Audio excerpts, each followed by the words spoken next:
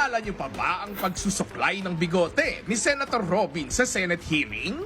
Tayo po ay humihingi ng dispensa sa mga taong nasaktan doon sa pagiging suklayin mo, baby.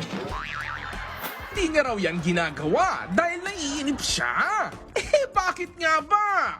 Una, tinatanggal mo yung kate. Makati eh. Yan. So, ang hirap naman na ganito. Mas pangit naman po siguro yan. Kaya, ganyan po.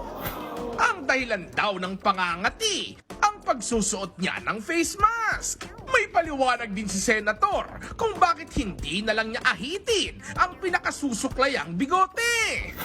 Magbabalik na po kami sa pag-shooting, kaya po siya pinahaba. Kaya pala, ang mahalaga, may baon siyang panuklay.